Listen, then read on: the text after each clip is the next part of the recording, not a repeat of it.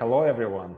We welcome today Dr. Jill Kirby, a nurse practitioner and college professor, author of the best-selling Pain Management Decoded book. Dr. Kirby also leads a popular blog, which is called The Voice of Chronic Pain.com. And today we'll talk about pain management, non-medication tools, mindfulness, healthy recipes, and so much more. Dr. Kirby, welcome. Great to have you on our podcast. Thank you for having me. So I will start with my questions then. And the first question, could you please share your background and how you have become interested in the topic of pain management? Certainly. So I have been in healthcare since I was very young, 18 years old. I started my career as a firefighter paramedic, and I really fell in love with what nurses did. I would see them at the hospitals after I would take patients there. So I got my nursing degree, and throughout the years went ahead and got my bachelor's degree, and then became a nurse practitioner in 2004, and then got my doctorate degree in 2011. So as a nurse practitioner, I love being able to help patients, to help them make their own decisions, help them make informed decisions. And I think that one of the most important things that any healthcare provider can do is to help patients make those informed decisions. It's okay to give them all the options, all the choices that are available for their certain illness or disease, and let them decide how they want to go through and manage their life. Okay, thanks. And can you share with us why you decided to write a book on this topic? And what do you think makes your book, Pain Management Decoded, so popular? So this is a little bit of a backstory. In 2010, there was a major earthquake in Haiti. At that time, I was working part-time for the Department of Homeland Security. As a nurse practitioner, we would get deployed to disasters to provide medical care and other things. So in 2010, I was deployed to the earthquake there in Haiti. And to get there, I had to have a typhoid vaccine as part of the preventative health measures. So I received the vaccine, and then I became very, very sick. And the thought was that my body was reacting to the typhoid vaccine, and that I may have actually caught a little bit of typhoid. I was quarantined in a hotel room for at least 48 hours until I could at least keep some food and fluid in me and get some sleep. But I was not able to deploy with my teammates because I was just so sick and so weak. So after 2010, I started having some random pain. I started having this pain in my back. And as a nurse, being in the field, like I said, since I was 18, I'm just thinking, oh, it's just nurse's back. I've pulled it, I've strained it, not a big deal. Well, this went on for months. So I finally went to a physician and talked to them, had some x-rays done and some other imaging studies done, and had steroid injections, had other medications injected into various joints in my back and in my lower spine area. And also had some of my nerve roots ablated, like fried, so that they would not be able to conduct pain. And this went on for a few years. And then finally, somebody did an MRI, and it showed that I had a condition called adhesive arachnoiditis. Wow. And the arachnoid matter is a layer in your spine and in your brain. It's part of the meningeal layer, but what was happening is that the nerves in my lower back were sticking together and were clumping together. And so it was causing a lot of pain. I was also having some weakness and numbness in my lower legs and on my feet. And they did another MRI, and a few months later, to just make sure that that was what was really going on, because it's a rare condition. It's usually caused by somebody who's had back surgery, but I had never had back surgery. Sometimes it's called failed back surgery syndrome, actually. But so the second MRI also showed what the first MRI showed, and actually showed that the condition was getting worse. And so that was in about 2012. I was being seen by my family doctor, who started putting me on opioids. I was started on Percocets, which is a little bit of oxycodone and acetaminophen.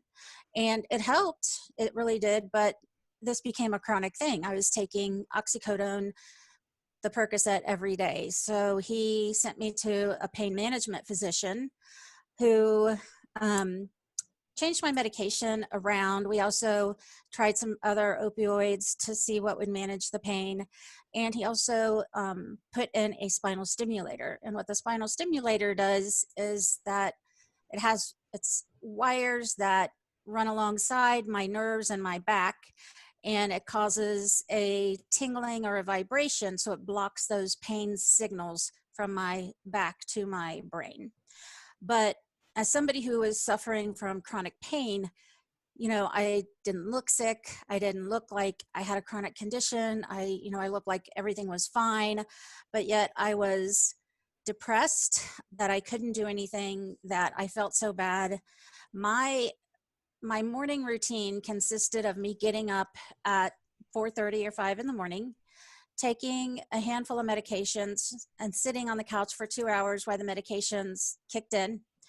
And then I could maybe fix myself some breakfast, depending on how bad I was feeling. But did I want to spend all of my energy for the day on fixing breakfast? So usually I would just have like a protein bar that I would grab out of the pantry. Lunch was the same. Do I want to spend my energy fixing a meal? I couldn't clean my house. We had to hire a housekeeper because I just hurt too bad. I couldn't even mop the floor, run a vacuum. I couldn't stand longer than 10 minutes because I would just be in excruciating pain. And so this pain started impacting every part of my life. I had to sell my sedan car that was, car sat low to the road, and we had to buy an SUV because I couldn't get in and out of a car that sat low to the road. I had to change the clothes I was wearing. I couldn't bend over to tie my shoes because I just couldn't bend. So I got a bunch of slip-on shoes. I couldn't wear high heels, definitely, because that just put more stress and strain on my back. I couldn't wear anything like a cute little dress that had a zipper up the back because there would be no way that I could zip that up myself. So, it changed every part of my life. I couldn't practice at the bedside as a nurse practitioner anymore, which is what I love to do. And I truly believe was my calling, was to be a nurse practitioner, because I couldn't work 10 or 12 hours a day at a bedside. So that's when I went into higher education, because it was more of a sit-down job. But I was feeling so alone, so sad, depressed, suicidal at times. I was just thinking, there's nothing left. Why even bother? I'm just a bother to my family. I have nothing to give to anybody. So I thought, I started seeing a counselor because I was very suicidal. And she said, why don't you start writing down how you feel? So I started writing down how I felt, and that turned into the book. And when I published the book, I started hearing from so many people all over the world who said, oh my gosh, that's me. I didn't know that anybody else had this. I didn't know anybody else was going through this. I thought I was the only one who was suffering from this invisible illness, chronic pain, and that nobody else understood how I felt.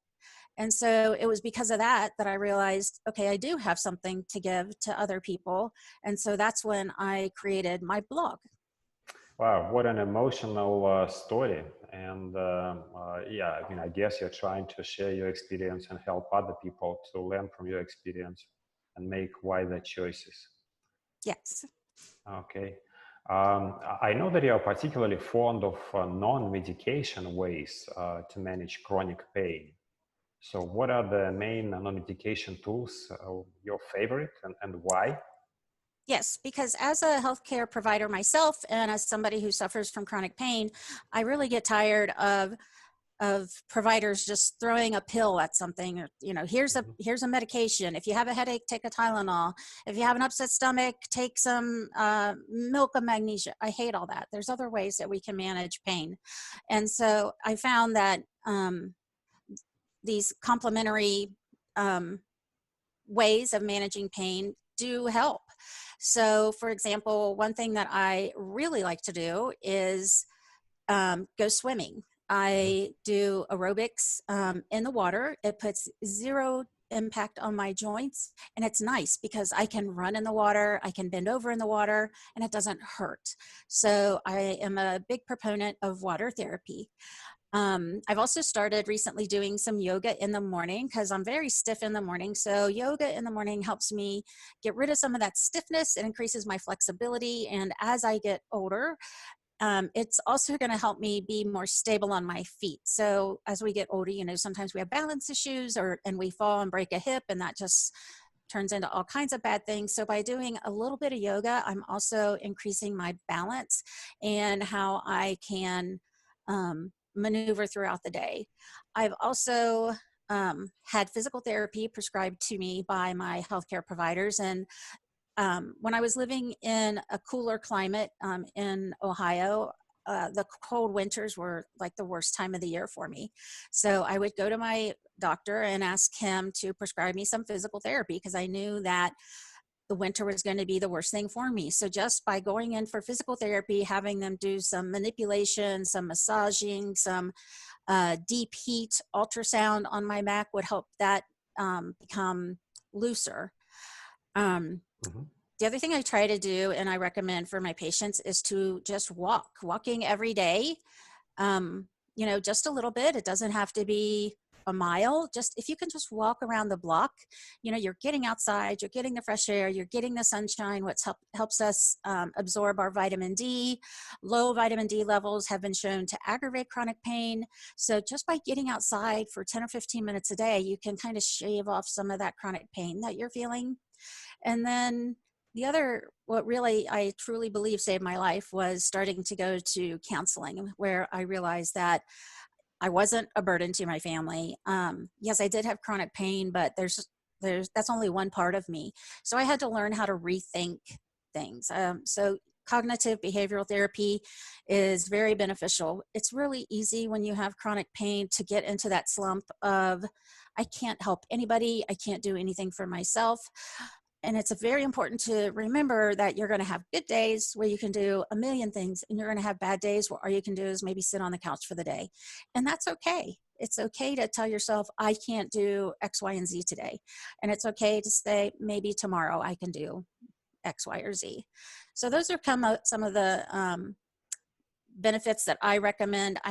When you have a chronic disease, also you get open to trying anything. And I'm still in that frame of mind. Even though I'm a highly educated healthcare provider, like I said, with my doctorate, I still know that there are other things other than traditional modern medicine that can help. So I've tried acupuncture. It didn't help me, but it has helped other people. I have tried chiropractic treatments, and once again, it didn't help me, but I know it helps other people. And who knows what's around the corner for tomorrow that somebody says this might help you, and I'll be the first to try it. It's my decision. I'm making an informed decision, and that's something that I like to believe in.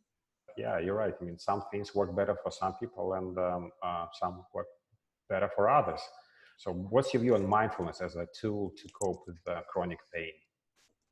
So I do believe that mindfulness is very important. It's part of that whole treatment regimen. Like I said, it's not like there's one thing that's going to fix everybody. Usually it's a combination of things, and mindfulness is one of those things. I have an app on my phone that helps me meditate, even if it's just for a minute, to help calm me down, to help keep me reflecting on what's important, and to, like you said, just to be very mindful. I think we all need to remember that basic tenet of mindfulness every day. Many subscribers on my health and longevity channel on YouTube are looking for natural ways to lower blood pressure. So what would be your top non-medication recommendations for this condition? Because there are obviously millions of people out there who suffer from this chronic condition. You're correct. And, you know, there's, like you said, there's millions of people who suffer from it. These are the people who know they have high blood pressure. Just think of all the people who don't realize that they have high blood pressure. It's important to remember that high blood pressure, you don't really have any symptoms. It's kind of one of those silent epidemics that we talk about. So it's very important to get your blood pressure checked regularly. One of the biggest ways to help lower blood pressure is, again, walking. If you can't, nobody says you have to walk a mile. Just start by walking down your driveway, and then maybe the next day you walk 100 more steps, and eventually you'll be, you know, walking at least around the block every day. But this helps make your heart stronger, and which makes it more effective at pumping that blood. Another big cause of high blood pressure that's really easy to change is to lower your sodium intake. And I hear this from people all the time. Well, I don't salt my food. And that's great, but the majority of the food you eat is loaded with sodium. Anything that is fast and quick and easy to prepare is usually high in sodium. So say you have a can of vegetables, and unless it says no salt, it's going to have salt in there. So you're thinking, I'm having a can of vegetables, this is great, but there is sodium in there. So try to look for labels that say reduced sodium or no sodium. That's another big thing. You also want to make sure you're eating more potassium-rich foods, because eating potassium-rich foods helps your body get rid of that sodium, which makes your blood vessels more efficient. So potassium-rich foods are anything that has a peel. So that's kind of easy to remember, right? Mm-hmm. So bananas have a peel, potatoes have a peel, you know, melons have a peel. So anything that has a peel is going to be high in potassium. So that's another way to help your blood pressure. Another way is learning to manage that stress. So, you know, trying to cut your work hours, listen to soothing music, try to work on your mindfulness, try to just stop and do absolutely nothing for 15 seconds a day. Just stop and really just let your mind go blank for 15 seconds just to kind of recharge and reset. And then two more ways that I think are really important. If you're overweight, make sure, you know, try to lose some weight. That will also help in many ways, not only just your blood pressure, but if you have diabetes or are pre-diabetic, that will help. And losing weight, there's no magic key. It's simply calories in versus calories out. So you can just, you know, start decreasing your portion sizes a little bit, and those little changes in the end will add up. And then finally, quitting smoking. I know that might be hard, but when you smoke, it causes those blood vessels to constrict, which means it's harder for the blood to get through those blood vessels. And that is what leads to the high blood pressures, because the blood vessels are constricted. So those are just some easy ways to lower blood pressure without medication. Okay, hey, it's very important. Actually, you mentioned one thing which I did not know. That's natural foods and the vegetables and fruits, which have a peel, so they would have a lot of potassium in it. It's good to remember. Thanks for reminding us. Mm-hmm. So judging by the blog on your website, The Voice of Chronic Pain, you're promoting exercise as a way to address some chronic conditions. What are the chronic conditions where our people would mostly benefit from exercise? Because obviously it depends, right? So I'm trying to think of somebody who wouldn't benefit from just a little bit of extra movement. The word exercise makes people think, okay, I've got to run a mile.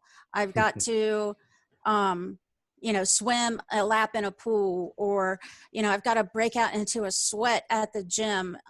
So I like to also just kind of think of it as just moving a little more each day. If you have you know, a pedometer, one of the step counters that you wear on your wrist, or there's some that even hook on your shoe, you know, start with a goal of 1,000 steps a day if you're doing none. My first goal when I started, when I finally got my medications tweaked to where I could move a little bit more. My step goal was 2,000 steps a day. And it took me several weeks to get there, but I did. And then when I got to 2,000 steps a day, I bumped it up to 2,500 steps a day. So it's just moving a little more. You know, if you have children, play catch with them, you know, pass a ball back and forth, anything like that. Play frisbee, play a game of badminton, play a game of tag. That is exercise. If you're able to do, you know, clean your house a little bit, then run the vacuum. You know, that's moving a little more. If you like to be outside, plant a garden. You know, that's a great way to burn calories, get that sunshine. That's going to help you get that vitamin D, which is going to help, you know, all over. So exercise doesn't have to be something formal. You don't have to sign up for a class to do it. You don't have to break out into a sweat to do it. It's just moving a little more each day. That's it. Okay.